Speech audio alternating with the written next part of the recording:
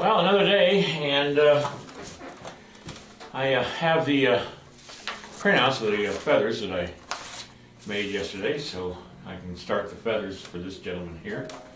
I've got to get these done this week because next week they're going to be going to the place where they're going to be casting these, and so I've got to get these done today or this week. And that's not going to be hard to do. They're nearly done now. It's just a matter of cleaning them up and such. So, all right, let's get busy.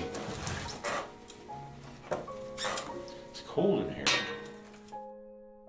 All right, if you like the video, give it a thumbs up. And if you want to, subscribe. I'd appreciate it. All right, I've got the printouts from the feathers that I made last night, and now I'm making the armature, the center armature for each feather, and it's going to be made out of 1/8" copper tubing, and the reason I'm using copper tubing is because it's a little stronger. Now I've taken flattened clay that I've run through a pasta machine, and I'm tracing that feather onto that clay, and I'm doubling the feather size, because what it's going to do is going to literally each side of the clay is going to fit right over the armature.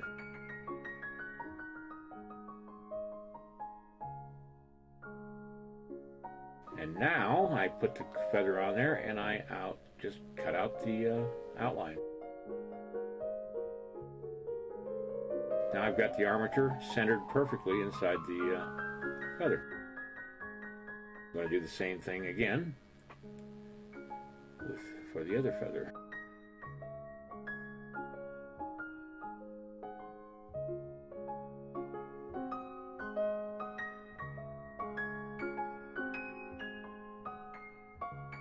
I'm just outlining the stem or the quill of the feather on the clay and trying to line up the feather with it.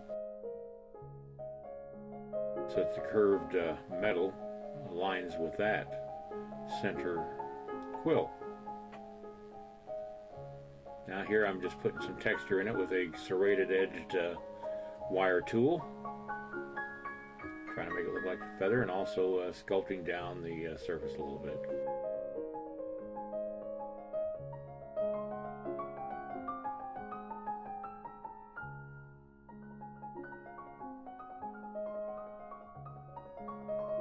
Now I started making little cuts in the feather, then I got to thinking, okay, this is going to be resin. I don't want to have those breaks, so I decided to take them away.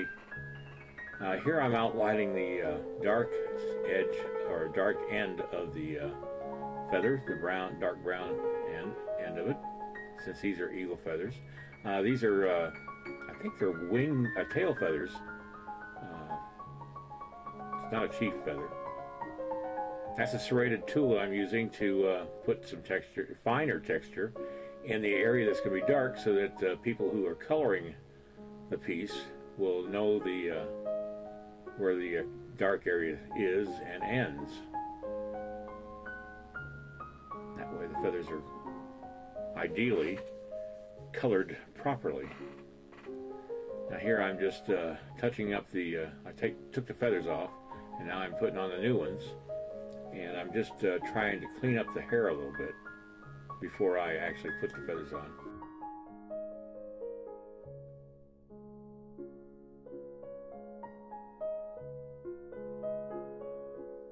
Here I'm fine-tuning the braid in the back of the head, sort of making it look like it's part of his hair.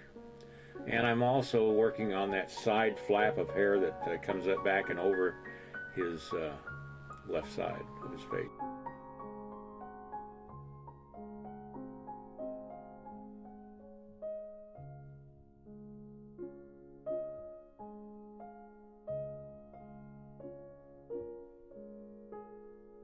This piece I'm making to be about 1850, maybe 1845 in clothing and in its style. More like 1850.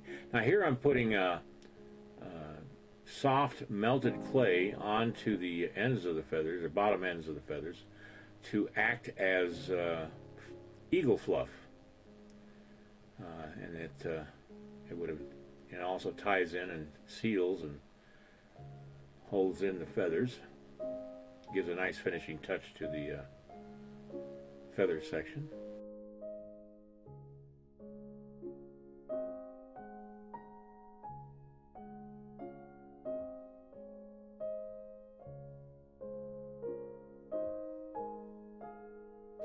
I took the braids off, and the front of the shirt actually, so that I could get in there and clean up the skin around the neck. That's a green Brillo, you know, just a kitchen Brillo, and now I'm putting the shirt back on. I've cleaned up the surface, I've smoothed it out and gotten rid of all the little nicks and cuts, and now I'm just putting the shirt back on and finishing that up and putting a little lighter fluid on the brush. I put the lighter fluid on the Brillo as well. This just finishes off the whole thing and gets rid of the real harsh scratches left by the Brillo.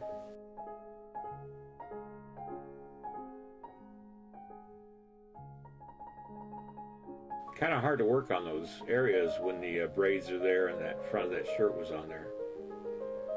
I'm just finalizing the shirt a little bit.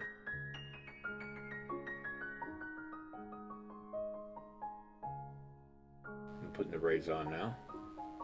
I made them so they can break away easily, so that the foundry can make a mold of each of those separate, and then they can just add them back in when they're done.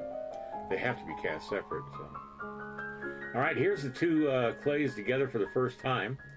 I'm looking at it, and I'm not sure I like the design, because they sort of look like they're being drawn away instead of drawing together.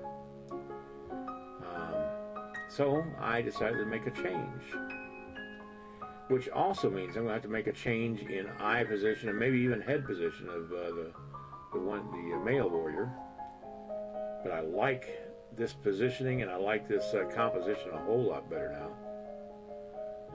I'm going to have her looking more at him instead of away from him, like she is now, with her eye pupils, and he'll be looking more towards her instead of away from her.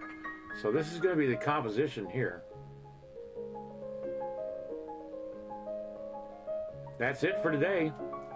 Like I said in the beginning, if you like this video, give it a thumbs up, and that tells me that you liked it. And subscribe to my channel, and I'd really like that. All right, see you tomorrow.